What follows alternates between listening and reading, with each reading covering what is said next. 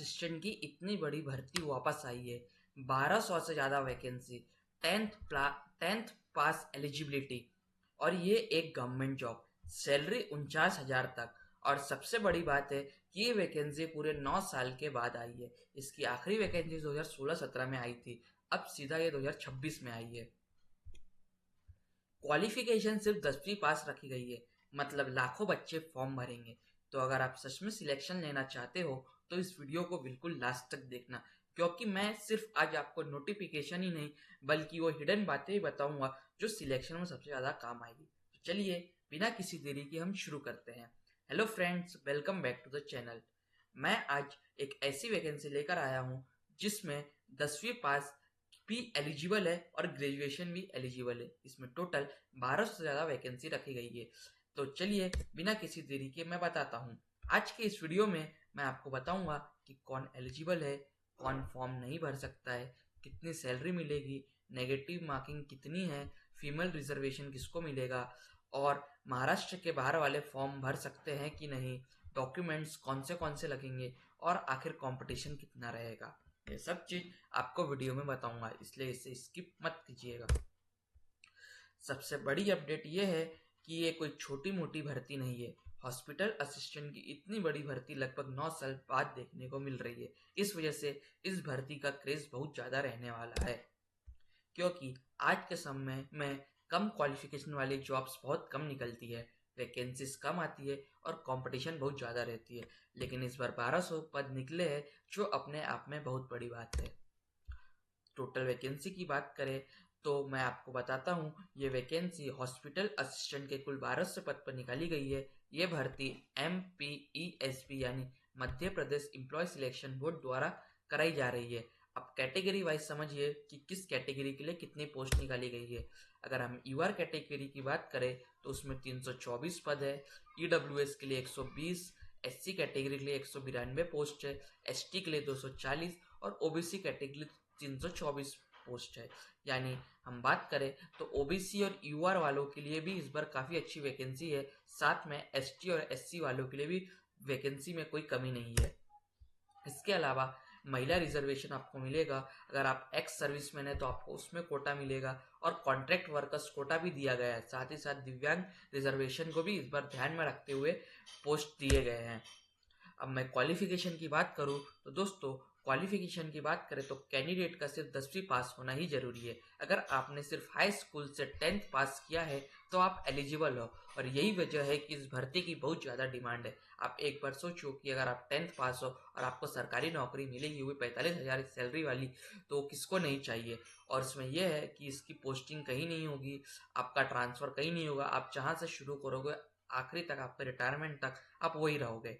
आपकी क्वालिफिकेशन आवेदन की आखिरी तारीख तक, अगर आप इस बार 10th में पास स्टूडेंट हो जो एलिजिबल, जिन्होंने 10th पास किया है, अगर आप इस फॉर्म को भरना चाहते हो तो जब इसका आखिरी मतलब 21 मई को जब फॉर्म समाप्त होगा तब तक आपके पास आपकी मार्कशीट आ जानी चाहिए, तभी आप एलिजिबल हो। अगर आपका रिजल्ट पेंडिंग है और मार्कशीट नहीं आई है तो आप फॉर्म भर सकते हो, वो बाद में अप्रूवल हो जाएगा।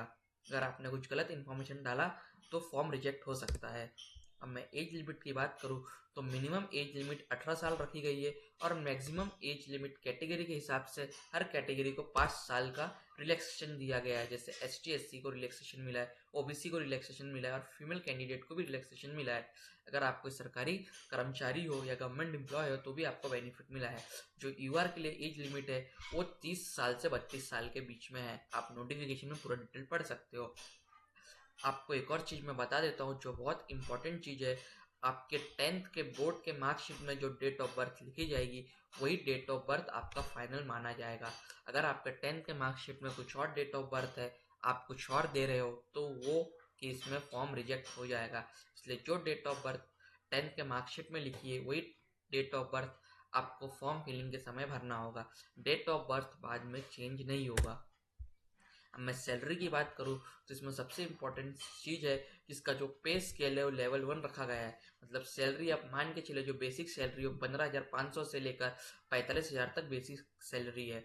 और जब जो टोटल आपके इन हैंड मिलेगा वो आप मान के चले कि 49,000 तक मिलेगा। इसके अलावा आपको DA, HRA, मेडिकल बेनिफिट और गवर्नमेंट अलाउंसेस भी मिलेंगे जो कि बाकी सरकारी अफसर्स को मिलेंगे। आपको मैं एक चीज बता देता हूँ जो नोटिफिकेशन में लिखी गई लेकिन कोई आपको नहीं बताएगा। जब आप अपने पहले साल के प्रोविजन पीरियड में होगे तब आपको 70% सैलरी मिलेगी, दूसरे साल में आपको 80% सैलरी मिलेगी और तीसरे साल में आपको 90% सैलरी मिलेगी। और जैसे ही आपका 3 साल का प्रोविजन पूरा होगा उसके बाद आपको फुल सैलरी मिलेगी। और आप ये बात याद रखिए कि जो आपका यहाँ पैसा कट रहा है, जैसे मतलब 30% जो सैलरी पहले साल में कटेगा, फिर 20% दूसरे साल में, ये सब मिला के आपको प्रोबेशन पीरियड खत्म होने के बाद सब सैलरी आपको एक साथ मिल जाएगी। यानी अगर आपकी शुरुआत में 3 साल सैलरी थोड़ी कम रहेगी लेकिन उसके बाद आपको पूरा सैलरी मिलेगा। और ये जो सैलरी कम रहेगी पहले 3 साल में, उसमें आपको गवर्नमेंट की तरफ से जो अलाउंसेस मिलेंगे उसमें कोई कटौती नहीं होगी, पूरी गवर्नमेंट की अलाउंसेस मिलेगी। इसलिए आप सैलरी को देखकर इस जॉब से ना भागे। अब मैं आपको एग्जाम पैटर्न बताता हूँ। तो एग्जाम पूरी तरह ऑब्जेक्टिव रहेगा, यानी एमसीक्यू बेस्ड पेपर रहेगा। हर सही आंसर पर 1 मार्क्स मिलेंगे और गलत आंसर पर 0.25 मार्क्स कट होगा। इसलिए एग्जाम में आप बिल्कुल तुक्का मत लगाना। और अब मैं आपको बताता हूँ एग्जाम का डिफिकल्टी लेवल और कंपटीशन कितना रहेगा। दोस्तों, क्योंकि ये सिर्फ क्वालिफिकेशन 10th पास है तो इसलिए कंपटीशन बहुत ज़्यादा रहने वाला है, क्योंकि बहुत जो लोग अभी काम कर रहे हैं, जो 30-35 साल 40 साल के लोग, वो भी इस फॉर्म को भरेंगे, क्योंकि ये फॉर्म 2017 के बाद अभी आई है। इसलिए पेपर तो आसान रहेगा लेकिन इसका जो कट ऑफ रहेगा वो आप मान के चलिए कि ज़्यादा हाई रहने की संभावना है, नीचे रहने की संभावना बिल्कुल नहीं है। इसलिए अगर आप इसकी तैयारी कर रहे हो तो अभी से इसकी तैयारी करना शुरू कर दीजिए। आप जो आपका बेसिक सिलेबस है, इंग्लिश, मैथ्स, रीजनिंग, वो पढ़ते रहिए साइड बाय साइड। जो प्रीवियस ईयर क्वेश्चन है आप वो भी पढ़ते रहिए। अगर आपको चाहिए तो मैं 2017-18 का प्रीवियस ईयर क्वेश्चन अपने यूट्यूब चैनल पर अपलोड कर दूंगा, अगर आप मुझे कमेंट में बताओगे तो। अगर आप कमेंट नहीं करोगे तो मैं अपलोड नहीं करूंगा, क्योंकि मेरे पास पहले से ही बहुत सारे प्रीवियस ईयर क्वेश्चन रखे हुए हैं। मैं सिर्फ आपके कमेंट का वेट करूंगा। अगर आप बोलोगे और चैनल को सब्सक्राइब करोगे तो ही मैं आपको प्रीवियस ईयर क्वेश्चन ला के दूंगा। अब मैं आपको एक और इम्पोर्टेंट पॉइंट बताता हूँ जो कि है फीमेल रिजर्वेशन अपडेट के हिसाब से। अगर आप मध्य प्रदेश की रहने वाली महिला है तब तो आपको पूरा फीमेल रिजर्वेशन मिलेगा, लेकिन अगर आप दूसरे राज्य से आते हैं, जैसे महाराष्ट्र, यूपी, दिल्ली वगैरह कई दूसरे तरह से आते हैं, तो फिर आपका जो मार्क्स काउंट होगा और आपको जो फैसिलिटीज मिलेगी वो आपको जनरल कैटेगरी के हिसाब से, सामान्य कैटेगरी के हिसाब से मिलेगी। आपको एमपी की महिलाओं के जो उनका अलग आरक्षण दिया जाता है उनमें आपको ऐड नहीं किया जाएगा। आप एक नॉर्मल विद्यार्थी के रूप में कैटेगरी में आओगे और आपको उस हिसाब से अपडेट रिजर्वेशन मिलेगा। अब इसमें एक और इस बार दिव्यांग कैंडिडेट के लिए बहुत सारी फैसिलिटीज़ है, जिससे उन्हें एक्स्ट्रा टाइम मिलेगा। उनके लिए स्क्राइब की फैसिलिटी है और उनका एग्जाम सेंटर ग्राउंड फ्लोर पर रहेगा। इसलिए आपको, अगर आप दिव्यांग कैंडिडेट में आते हो तो आपको आपका प्रॉपर मेडिकल सर्टिफिकेट रखना जरूरी है, तो ही आपको ये फैसिलिटी मिलेगी। लास्ट टाइम तक ऐसे फैसिलिटी बहुत कम मिलती थी। मैं आपको फॉर्म फिलिंग की इस इंपॉर्टेंट टिप बता देता हूँ। फॉर्म फिलिंग आज से शुरू हो गया है और ये 21 तारीख तक चलेगा। मैंने वीडियो के डिस्क्रिप्शन के लिंक में फॉर्म फिलिंग कैसे करना है वो उसका लिंक दे दिया हूँ, और कहाँ से अप्लाई करना है उसका भी लिंक दे दिया। आप वहाँ जाके उस फॉर्म को अप्लाई कीजिए और एक ही बार में सही फॉर्म भरना। आप फॉर्म फिलिंग करते समय बिल्कुल गलती मत करना। आप कोई ब्लर या गलत फोटो मत डाल देना, अपनी नाम की स्पेलिंग गलत मत लिखना, कैटेगरी गलत मत सुनना, और बहुत सारे फॉर्म मत भरना, सिर्फ एक ही फॉर्म भरना, क्योंकि बाद में आपको करेक्शन टाइम मिलेगा या नहीं मिलेगा ये गवर्नमेंट के ऊपर डिपेंड करता है, अथॉरिटी बॉडी के ऊपर। इसके लिए अभी तक कोई नोटिफिकेशन का कोई डेट नहीं आया है। अब मैं आपको एक हिडन इंपॉर्टेंट पॉइंट बताता हूँ जो आपको किसी ने नहीं बताया होगा। अगर नोटिफिकेशन में साफ लिखा गया अगर किसी कैंडिडेट ने गलत जानकारी दी तो किसी भी स्टेज पर उसकी कैंडिडेचर कैंसिल की जा सकती है, चाहे एग्जाम दे चुके हो या आपका सिलेक्शन हो चुका हो। अगर आप कहीं गलती से आपने कुछ गलत लिख दिया, अगर आप बाद में फ्यूचर में इनकेस कोई पकड़ा जाते हो तो आपका कैंडिडेचर हमेशा के लिए कैंसिल कर दिया जाएगा और आपके ऊपर काफ़ी भारी जुर्माना लगेगा। तो इस बात को ध्यान रखिए। आपके पास जो इन्फॉर्मेशन, सही इन्फॉर्मेशन, आप वही इन्फॉर्मेशन डालिए। उसके बाद मैं आपको कंपटीशन की बात बताऊँ तो कंपटीशन में पहले ही बता चुका हूँ कि ये सिर्फ 10वीं पास है, इसलिए इसमें बहुत बच्चे फॉर्म भरेंगे और इसकी कट ऑफ बहुत ज़्यादा हाई रहने वाली है। इसीलिए आप इसकी तैयारी करना चाहते हो तो आज से इसकी तैयारी में लग जाइए, क्योंकि एग्ज़ाम डेट 24 जून के आसपास रखी है। इसका एप्लीकेशन फॉर्म आज से शुरू हुआ है सवेरे 9 बजे से। इसका लास्ट डेट 21 मई को है।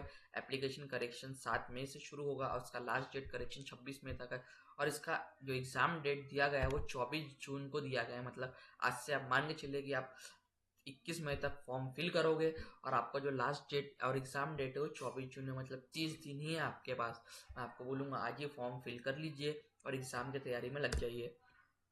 एप्लीकेशन फ़ीस की बात करें तो अगर आप जनरल और अनरिजर्व कैंडिडेट्स आते हैं तो आपको 500 रुपये देना है। अगर आप MP स्टेट से हो महिला तो आपको 250 रुपये देना है। आप SC ST कैटेगरी से आते हो तो आपको 250 रुपये देना है। उसके बाद अगर आप MP के जो Madhya Pradesh online portal charge है और MP ऑनलाइन शॉप अगर आप उससे फॉर्म फिल करते हो तो आपको 60 रुपये एक्स्ट्रा चार्ज देना पड़ेगा। इसलिए आप जनरल नॉर्मल तरीके से फॉर्म फिल कीजिए और 500 रुपये UPI डेबिट कार्ड से दे दीजिए।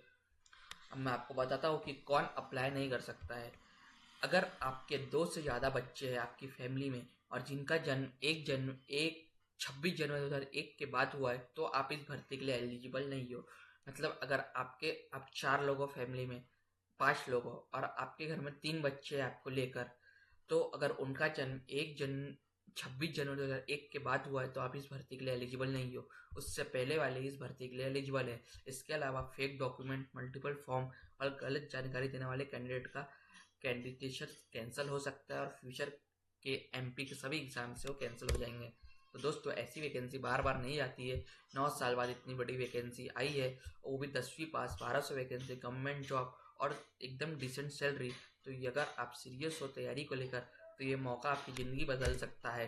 अगर आपको वीडियो हेल्पफुल लगी हो तो वीडियो को लाइक करें, चैनल को सब्सक्राइब करें और कमेंट में बताओ कि आपको अगर प्रीवियस ईयर क्वेश्चन चाहिए कि नहीं चाहिए। अगर और आपको कोई दिक्कत हुई तो मुझे कमेंट में बताओ, मैं उसका रिप्लाई जरूर दूंगा। Thanks for watching. और लास्ट बार अगर आप सही में सीरियस कैंडिडेट हो तो आज से पढ़ाई शुरू कर दो। मिलते हैं नेक्स्ट वीडियो में। और मैं रोज़ ऐसे ऐसे धमाकेदार वीडियो लाते रहता हूँ जहाँ पे 10th पास, 12th पास, गवर्नमेंट जॉब आती है। तो चैनल को सब्सक्राइब करना ना